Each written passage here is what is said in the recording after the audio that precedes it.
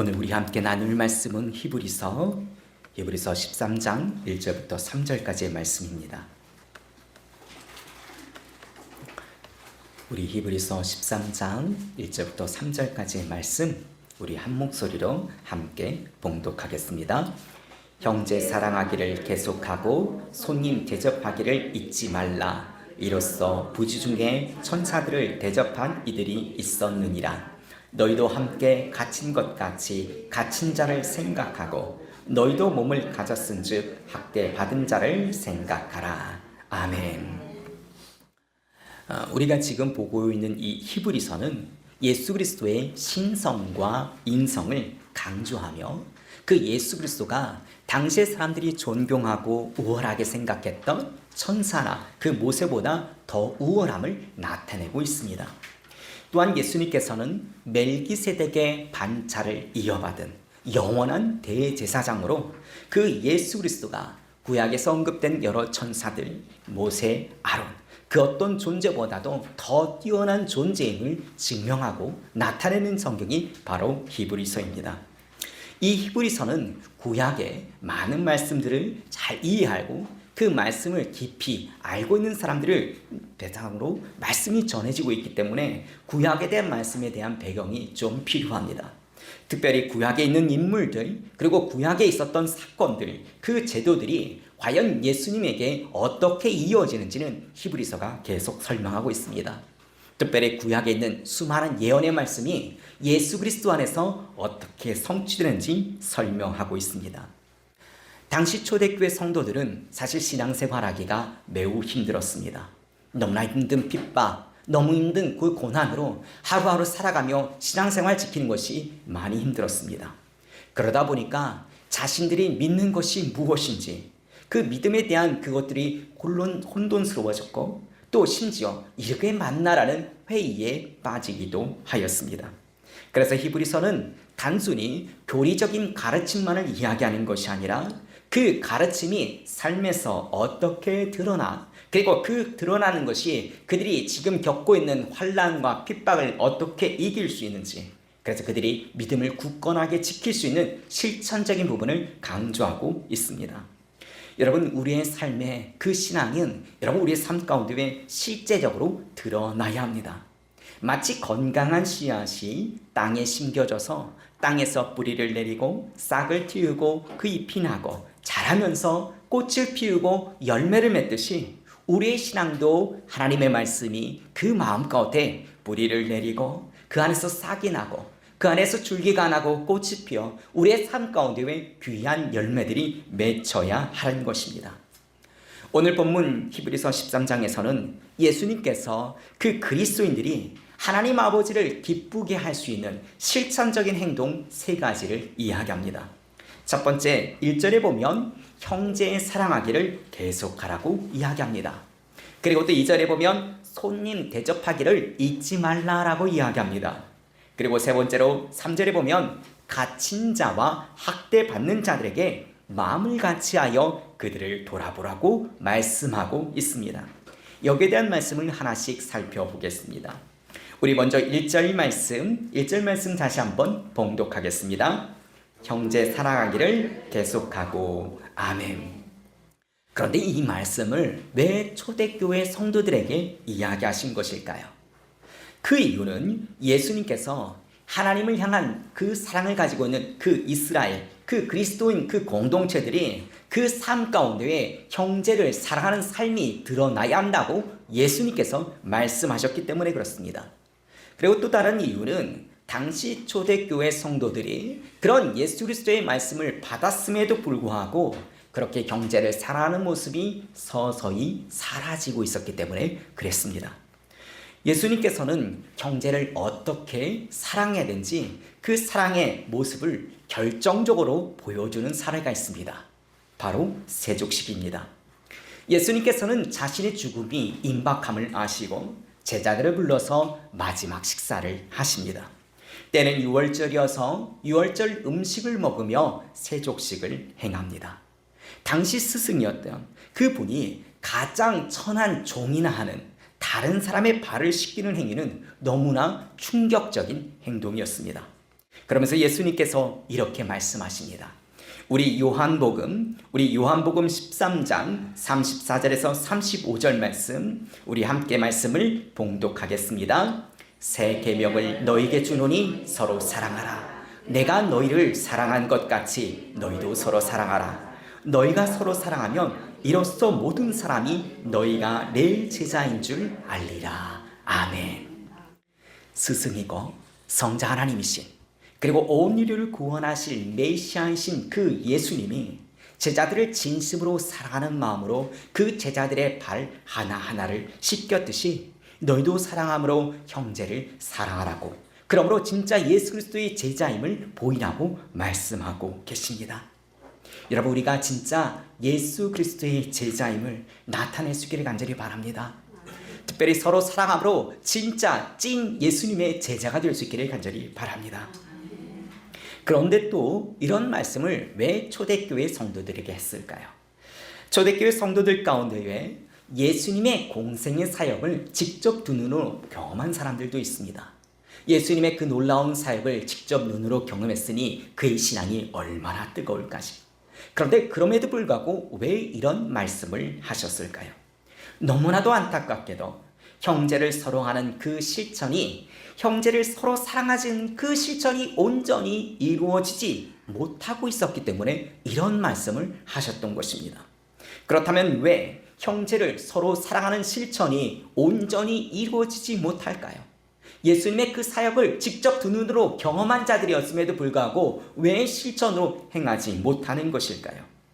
그 이유는 하나님의 말씀을 전적으로 순종하며 따르지 않고 각자 자기의 소견에 옳은 대로 행동했기 때문에 그렇습니다. 사사기 21장 말씀인데요, 우리 사사기 21장 25절 말씀, 우리 말씀 함께 봉독하겠습니다. 그때에 이스라엘에 왕이 없으므로 사람이 각기 자기의 소견에 옳은 대로 행하였더라. 아멘. 여러분, 이스라엘의 진정한 왕은 오직 하나님 한 분이십니다. 그런데 당시에 그 이스라엘 사람들 가운데에 하나님만을 온전히 왕으로 여기지 않는 사람들이 있었습니다. 각자 자신의 마음에 자신이 하나님만이 아닌 다른 것들을 마치 신처럼 왕처럼 여겼던 사람들이 생겼습니다. 그러자 그 사람들이 서로 자신들의 마음을 가진 사람들끼리 마음이 나누어지고 파가 나누어지고 지파별로 분쟁이 되게 되었습니다.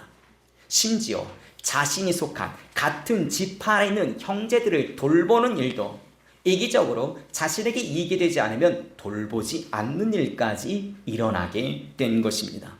형제 사이가 깨어집니다. 지파가 분열됩니다. 나라가 망하게 된 것입니다. 오늘 히브리서를 기록한 기록자도 본문에서 형제 사랑을 매우 강조하고 있습니다. 왜냐하면 초대교회 그 공동체 안에 형제를 사랑하는 모습이 무너지고 있었기 때문에 그랬던 것입니다. 예수님께서도 분명히 말씀하셨습니다.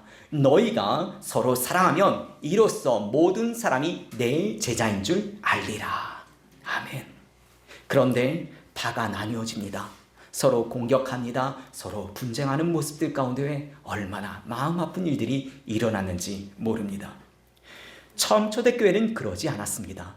정말 오순절에 성령 강림을 그들은 경험하였고 사도 베드로와 요한을 중심으로 그들은 한 마음으로 똘똘 뭉쳐서 공동체 생활을 하며 그들은 하나님께 놀라운 영광을 보였습니다. 그리고 세상 사람들에게도 본을 보이는 삶을 살았습니다. 그런데 얼마 되지 않아 경제적인 문제가 일어납니다. 이스라엘 본토 출신인 그 유대인 성도와 해외 교포 출신인 헬라파 그 유대인들이 서로 분열하게 되는 일이 일어납니다. 다행히 사도들이 합심하여 지혜를 모아서 이 문제를 잘 해결해 나갑니다. 헬라파 신자들 중에서 다른 사람들에게 신뢰를 받고 성령과 지혜가 충만한 봉사하기 적합한 7명을 세워서 집사로 세워서 섬기게 합니다. 그들로 하여금 유대인, 그 헬라파 유대인 성도들을 섬기게 하고 사도들은 말씀 전파하는 것과 기도하는 일에 전념하게 되어집니다. 그런데 시간이 지나자 초대교회 성도들 가운데에 자신들의 취향과 자신들의 성격에 맞춰서 자신들이 선호하는 사도를 골라 그 사도만을 따르는 무리들이 생겨나게 되었습니다. 마치 사사시대처럼 각자 자신의 소견에 옳은 대로 행하며 각자 자신의 마음에 맞는 사람들끼리 당파를 만들고 서로 분쟁하는 일이 일어나게 된 것입니다. 그런데 여러분, 오늘날 교회 공동체도 이럴 수 있습니다. 성도의 수가 많든 성도의 수가 적든 하나님만을 유일한 왕으로 섬기지 않게 되면 각자 자신의 소견에 옳은 대로 절대로 한마음이 되지 못하고 교회를 온전히 세워갈 수 없게 된다는 것입니다. 성도의 수만큼 그 마음은 나뉘어지고 갈기갈기 나뉘어지게 될 것입니다. 사도 바울은 이야기합니다. 우리 로마서 10장 2절에서 3절 말씀인데요. 로마서 10장 2절에서 3절 말씀, 우리 말씀 함께 봉독하겠습니다. 내가 증언하노니 그들이 하나님께 열심히 있으나 올바른 지식을 따른 것이 아니니라. 하나님의 의를 모르고 자기 의를 세우려고 힘써 하나님에 의해 복종하지 아니하였느니라. 아멘. 여러분, 하나님만을 유일한 왕으로 섬길 수 있기를 간절히 바랍니다. 여러분, 여러분의 자신의 모든 판단과 가치 기준을 오직 하나님에게만 맞출 수 있기를 간절히 바랍니다. 하나님의 의가 아닌 자신의 의를 세우려고 하지 않았는지 우리 돌아볼 수 있기를 바랍니다. 그래서 하나님의 의에만 복종하는 하나님의 참 제자들 될 수 있기를 간절히 바랍니다. 다음으로 우리 본문 히브리서 13장 2절 말씀, 히브리서 13장 2절 말씀 함께 봉독하겠습니다. 손님 대접하기를 잊지 말라. 이로써 부지 중에 천사들을 대접한 이들이 있었느니라. 아멘. 손님을 대접하라는 이 말씀은 구약에서 이미 여러 번 언급되는 말씀입니다. 출애굽기 22장에도 나오는데요. 우리 출애굽기 22장 21절에서 23절 말씀, 우리 말씀 함께 봉독하겠습니다. 너는 이방 나그네를 압제하지 말며 그들을 학대하지 말라. 너희도 애굽 땅에서 나그네였습니다. 너는 과부나 고아를 해롭게 하지 말라. 내가 만일 그들을 해롭게 함으로 그들이 내게 부르짖으면 내가 반드시 그 부르짖음을 들으리라. 아멘. 하나님께서는 선민인 너희 이스라엘 백성들은 절대로 이방 나그네를 압제하거나 학대하지 말라고 말씀하십니다. 왜냐하면 너희도 이전에 애굽에서 나그네로 노예 생활의 그 비참함을 경험했기 때문에 너는 절대로 그런 이방 나그네를 핍박하지 말라고 말씀하십니다. 또 하나님께서는 이방 나그네뿐만 아니라 과부나 고아도 절대로 해롭게 하지 말라고 말씀합니다.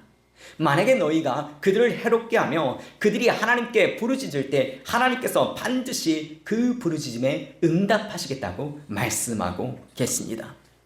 여러분, 이방 나그네를 섬기는 것, 여러분 과부와 고아를 섬기는 것, 우리 믿음의 공동체가 반드시 해야 될 의무입니다. 지금 이 순간에도 하루하루 생계 때문에 어려움을 겪는 분들이 계십니다. 누군가가 도와주지 않으면 절대로 자신의 삶을 이어갈 수 없는 분들이 계십니다. 우리 일삼청암교회가 지금은 미약하지만 우리 조그만 손길로라도 그들을 섬길 수 있기를 간절히 소원합니다. 그런데 정말 신기한 건 내가 어려운 이웃을 섬기면 내 것을 잃어버리고 내 것을 낭비하는 것 가운데 하나님께서 더 큰 복을 채워주십니다. 오늘 2절 말씀에 보면 부지 중에 천사들을 대접한 이들이 있었느니라 라고 말씀합니다. 아마 성경을 많이 읽으신 분은 이 말씀을 보면서 두 사람이 생각날 것입니다. 바로 아브람과 룻입니다. 창세기 18장에 등장하는 아브람의 이야기를 보면 아브람이 한창 날이 뜨거운 그 대낮에 휴식을 취하기 위해서 자신의 장막문 앞에 서 있습니다. 그런데 거기에 앉아 있는데 웬 세 사람이 자기 집을 향해서 서 있는 것입니다.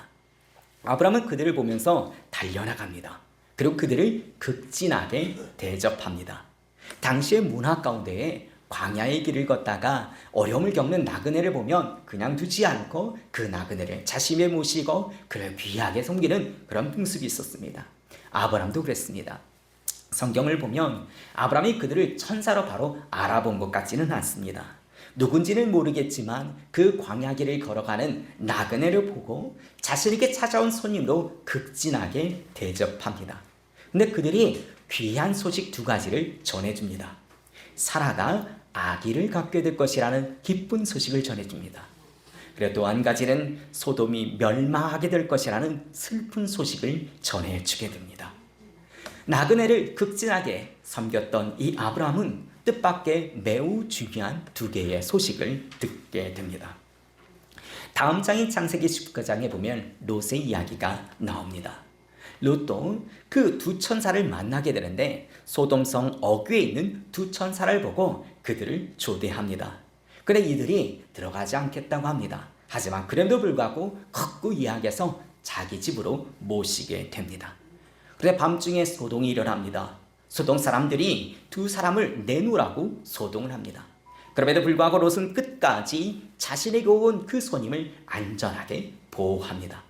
천사들은 그 소동을 일으킨 그 사람들의 눈을 어둡게 하며 아주 중요한 소식을 그들에게 말합니다. 소돔성이 멸망한다는 소식입니다. 이 소식을 듣은 롯과 그의 가족은 그 소돔성의 그 멸망에서 벗어날 수 있는 기회를 얻게 됩니다. 예수님도 이처럼 어려운 이웃을 섬기는 것을 매우 중요하게 말씀하셨습니다. 우리 마태복음 10장 40절에서 42절 말씀, 우리 말씀 함께 봉독하겠습니다. 너희를 영접하는 자는 나를 영접하는 것이요 나를 영접하는 자는 나를 보내신 이를 영접하는 것이라. 선지자의 이름으로 선지자를 영접하는 자는 선지자의 상을 받을 것이요 의인의 이름으로 의인을 영접하는 자는 의인의 상을 받을 것이요 또 누구든지 제자의 이름으로 이 작은 자 중 하나에게 냉수 한 그릇이라도 주는 자는 내가 진실로 너희에게 이르노니 그 사람이 결탄코 상을 잃지 아니하리라 하시니라. 아멘. 하나님은 자신이 창조하신 피조물, 특별히 모든 인류가 건강하고 행복하게 살기를 원하십니다. 특별히 하루하루 생계 어려움을 겪고 있는 이방 나그네와 고아 과부를 특별한 하나님은 관심을 가지고 그들을 돌보기를 원하십니다. 여러분, 이러한 하나님의 마음을 이해하며 그 마음을 기쁘게 하는 일에 우리 모두가 동참할 수 있기를 간절히 바랍니다. 다음으로 우리 히브리서 13장 3절 말씀, 히브리서 13장 3절 말씀 함께 봉독하겠습니다. 너희도 함께 갇힌 것 같이 갇힌 자를 생각하고 너희 몸을 가졌은즉 학대받은 자를 생각하라. 아멘. 우리 모든 인류는 죄성을 가진 연약한 육신을 가진 자들입니다. 그래서 연약한, 유한한 그런 삶을 살 수밖에 없습니다. 그런데 예수 그리스도의 대속의 십자가의 은혜로 말미암아 우리는 그 하나님의 놀라운 사랑과 은혜를 경험하게 되었습니다. 그리고 주신 그 사랑과 그 은혜로 우리는 정말 회개하고 돌이키는 삶을 살게 되었고 구원받아서 하나님의 나라를 이어받는 거룩한 삶을 살게 되었습니다. 하지만 이런 복음을 들어보지 못한 사람들이 있습니다. 그리고 이런 복음을 듣지 못해서 경험해보지 못한 자들이 있습니다. 그러므로 불신앙의 감옥에 갇혀 사는 사람들이 있습니다. 우린 이들을 불쌍히 여겨야 합니다. 그 불신앙의 감옥에서 갇혀 있어서 내일의 소망을 꿈꿀 수 없는 그들에게 복음을 전함으로 말미암아 그들의 죄의 멍에를 풀어주는, 그리고 그들의 생명을 살리는 삶을 살아갈 수 있기를 간절히 소원합니다. 말씀을 정리하겠습니다. 하나님은 먼저 택함을 받은 여러분과 제가 온 세상에 나아가서 하나님의 놀라운 복음을 전파하며 그들을 주님의 제자로 세우기를 원하고 계십니다. 그렇다면 그런 일을 효과적으로 할 수 있기 위해서 우리의 신앙생활을 어떻게 해야 될지 오늘 세 가지를 말씀하고 있습니다. 내부적으로는 형제 사랑하기를 계속하라고 이야기합니다. 그리고 외부적으로는 손님 대접하기를 힘쓰라고 이야기합니다. 특별히 갇힌 자와 학대받은 자를 구원하기 위해서 마음을 같이하여 기도에 힘쓰라고 이야기합니다. 여러분, 이것이 하나님을 사랑하는 자가 바로 하나님께 나타내야 될 온전한 그리스도의 삶의 모습입니다. 여러분, 우리 서로 사랑합시다. 우리 어려운 이웃을 우리가 받은 그 사랑으로 그들을 섬길 수 있기를 간절히 소원합니다. 우리의 섬김 가운데 하나님께서 더 귀한 것을 차고 넘치게 하여 주실 것입니다. 복음을 경험해 보지 못한 자들, 복음을 들어보지 못하여서 불신앙의 감옥에 갇혀서 살아가는 자들, 내일의 소망을 꿈꿀 수 없는 자들에게 우리가 먼저 받아 누리는 사랑과 은혜를 전함으로 말미암아 그들의 영혼을 구원할 수 있기를 간절히 바랍니다. 그러므로 내일의 소망이 없던 자들이 죄와 멍에서 벗어나 참된 평화와 기쁨을 회복하며 하나님의 말씀으로 소망을 가지고 생명을 살리는 놀라운 일에 동참할 수 있기를 간절히 바랍니다.